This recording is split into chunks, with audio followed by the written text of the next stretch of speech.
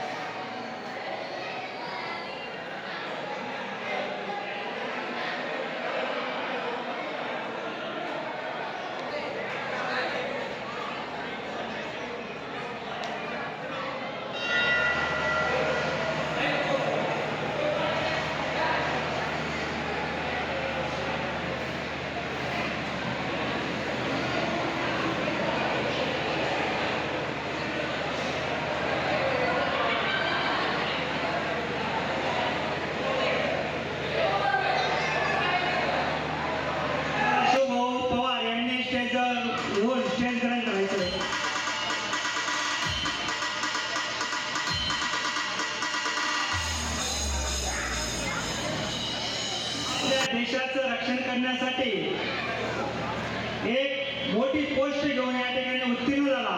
हे त्याचं अफाट कष्ट, अफाट चिकाटी आणि एक वेळा फेलवून देखील प्रयत्न सोडला नाही, ही महत्वाची बाब आपल्याला लक्षात घ्यावं लागेल.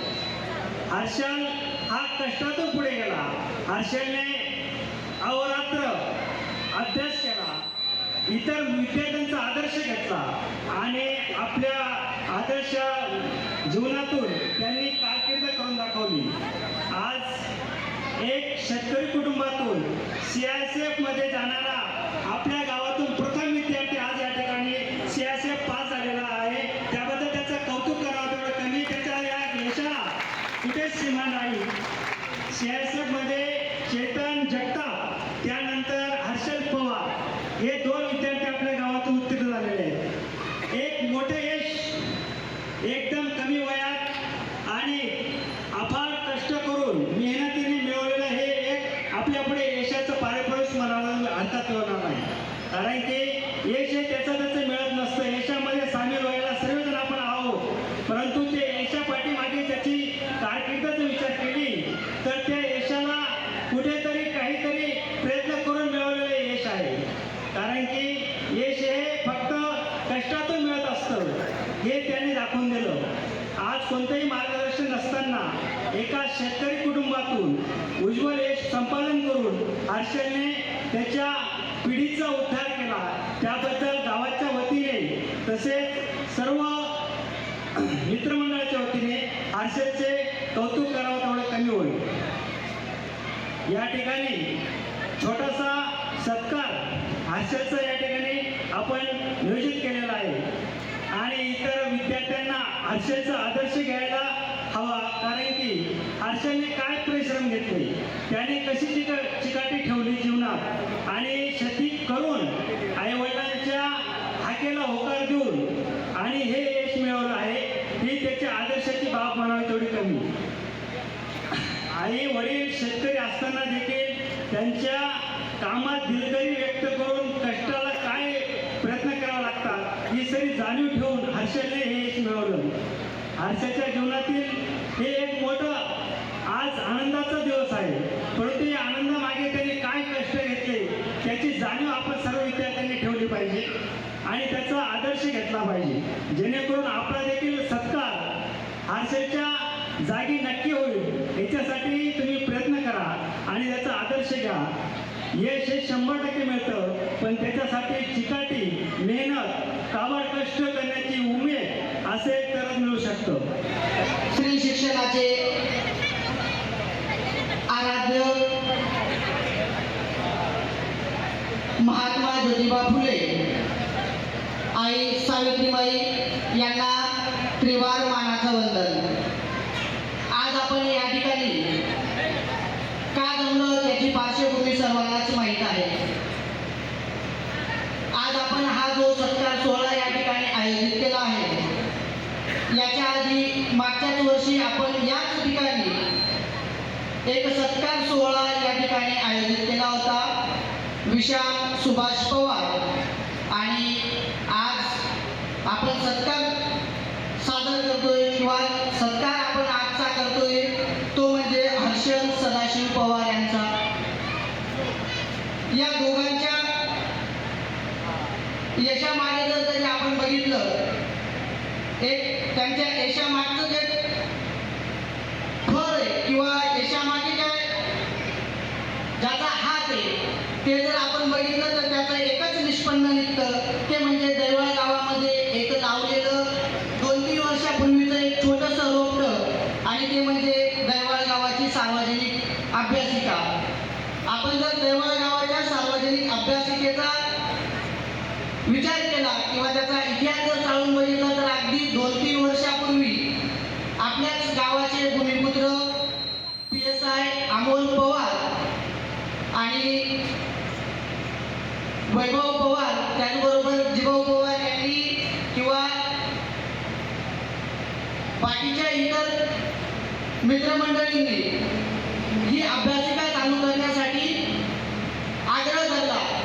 मला चांगलं आठवतं, आपलं जे बाजूचं MBA कॉलेज आहे त्या ठिकाणी स्वतः अमोल भाऊ आले होते आणि त्यांनी सर्व मुलांना एकत्र घेऊन आणि त्यांनी एक मुलांसमोर प्रस्ताव टाकला की जर तुम्ही एवढं पळताय, एवढं सकाळी उठून धावताय, फक्त याच्याने तुम्हाला यश मिळेल का? याच्यानेच फक्त तुम्हाला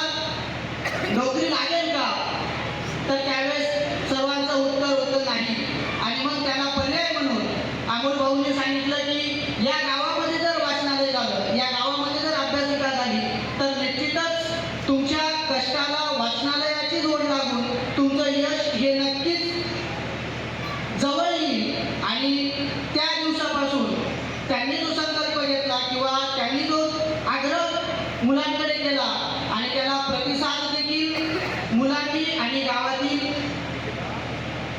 लोकांनी चांगल्या प्रकारे प्रतिसाद दिला आणि वैभव पवार असेल, जिभाऊ पवार असेल किंवा नानाभाऊ असेल किंवा इतर जी मंडळी आहे या मंडळीने स्वतः उभं राहून, त्यानंतर आपले सतीश साळुंके पण त्याच्यामध्ये होते, म्हणजे प्रत्येक व्यक्तीला फोन करून तुम्ही या वाचनालयासाठी काही खालीचा वाटा उचलू शकतात का असा प्रत्येक व्यक्तीला फोन करून त्यांनी वाचनालयासाठी आग्रह धरला आणि लोकांनी सुद्धा त्याला भरभरून प्रतिसाद दिला आणि ज्याच्या ऐपतीप्रमाणे पाहिजे तो खालीचा वाटा उचलला आणि आज आपली ही सार्वजनिक अभ्यासिका उभी राहिली आणि या सार्वजनिक अभ्यासिकेचं फळ तुम्हाला हर्षलच्या रूपाने, त्याचबरोबर राहुल साळुंकेच्या रूपाने, त्याचबरोबर तुम्हाला अजून एकनाथ पवार सारखे, त्यानंतर तुम्हाला विशाल पवार सारखे जे फळ आहेत ते तुम्हाला इथून दिसतंय. म्हणजे तुम्ही जर आता सर्व इथे शेतकरीच आहात, तुम्ही जर एखादं आंब्याचं रोपटं लावलं, पहिल्या दिवशी म्हणजे पहिल्या वर्षी त्याला काहीच येत नाही, दुसऱ्या वर्षी सुद्धा काही येत नाही, पण जसं आंब्याचं रोपटं हे वाढतं आणि एक दिवस असा येतो की त्याला फुल लागायला लागतात आणि पहिल्या वर्षी कुठेतरी एक दोनच आंबा त्या झाडाला येतो, परंतु जसजसे दिवस जातात, जसजसं आंबं मोठं होतं तसतसं आंब्याला फळ सुद्धा वाढत जातात. त्याच पद्धतीने आज आपल्या सार्वजनिक वाचनालयाला सुद्धा जसजसे दिवस जात आहेत, जसजसे दिवस येत आहेत तसतसं फळ सुद्धा लागण्याला सुरुवात झाली आहे आणि ते फळ सुद्धा निश्चितच या ठिकाणी वाढताना दिसतंय आणि तेच फळ आपल्याला आज हर्षल पवारच्या माध्यमातून दिसून येतंय. सार्वजनिक अभ्यासिकेच्या बाबतीत जर बोलायचं म्हटलं तर आज मुलं दिवस आणि रात्र दोघं तिथे अभ्यासासाठी काढतात. म्हणजे मुलांना गावामध्ये सार्वजनिक अभ्यासिका उपलब्ध झाल्यामुळे, गावामध्ये सार्वजनिक अभ्यासिका असल्यामुळे मुलांना दुसरीकडे जाण्याची वेळ येत नाही. आज तुम्ही आपल्या गावाची हालत जर बघितली तर सकाळी 6 वाजल्यावर जर मुलं बस स्टँडवरती आले तर 10 वाजता तरी सुद्धा एकही बस थांबत नाही. म्हणजे इतकी वाईट परिस्थिती आज झालेली आहे. आणि मग अशा वेळेस ज्यावेळेस एखादा मुलगा तासनतास स्टँडवरती उभा राहतो आणि जेव्हा तरी ती एक बस येते आणि मग बसने तो मालेगावला जातो, तोपर्यंत त्याची अभ्यास करण्याची मानसिकता ही राहत नाही, तो इथेच कंटाळतो आणि ज्यावेळेस त्याला बस येते त्यावेळेस त्याला कुठेतरी निराशा प्राप्त होते आणि या निराशेतून तो कुठेतरी अभ्यासापासून वंचित होतो, अभ्यासापासून तो दूर जातो. परंतु आज तुम्ही जर सकाळी 6 वाजता जरी उठला किंवा सकाळी 5 वाजता जरी उठला तरी तुम्हाला अभ्यासाचं दालन हे सार्वजनिक अभ्यासिकेच्या माध्यमातून खुलं आहे. म्हणजे तुम्हाला पाहिजे तेव्हा तुम्ही जाऊ शकतात, पाहिजे तेव्हा तुम्ही येऊ शकतात, तुम्हाला पाहिजे तेवढा तुम्ही अभ्यास त्या ठिकाणी करू शकतात. म्हणजे इतकं या सार्वजनिक अभ्यासामुळे सोपं झालेलं आहे आणि त्याच्यामुळेच आज आपल्याला या ठिकाणी हे असे रत्न आपल्याला या सार्वजनिक अभ्यासिकेच्या माध्यमातून दिसून येतात. हर्षलच्या बाबतीत जर बोलायचं झालं तर हर्षलने याच्या आधी सुद्धा परीक्षा दिल्या आणि एक परीक्षा तर त्याची सर्वांनाच माहिती आहे, म्हणजे तो पेपर दुसऱ्या दिवशी होता आणि मग आपण पेपर दुसऱ्या दिवशी असला म्हणजे आपण आदल्या दिवशी तयारी करतो आणि जातो. तो मागच्या वर्षी पेपरच्या आदल्या दिवशी गेला, तो त्याच्या बहिणीकडे तिथे राहिला, परंतु सकाळी त्याच्या नशिबाने त्याला साथ दिली नाही आणि तो चुकीच्या सेंटरवरती तिथे गेला आणि तो परीक्षेपासून तिथे वंचित झाला. परंतु त्याची कष्ट, त्याचं जिद्द हे त्याच्या मागे होतं. त्याने तिथे जरी त्याला पेपरला बसता आलं नाही, जरी तो वेळेवर परीक्षा केंद्रावर पोहोचू शकला नाही, तरी सुद्धा तो तिथे खचला नाही आणि त्याच्या मागे भक्कम साथ होती ती त्याच्या आईवडिलांची आणि वाचनालयातील जिभाऊ सारख्या आमच्या मित्राची, नानाभाऊ सारख्या मित्राची, कारण त्यांनी त्याला धीर दिला आणि त्या धीरामुळे आज तो हे यश प्राप्त करू शकला. म्हणून मी असा रत्न ज्यांनी या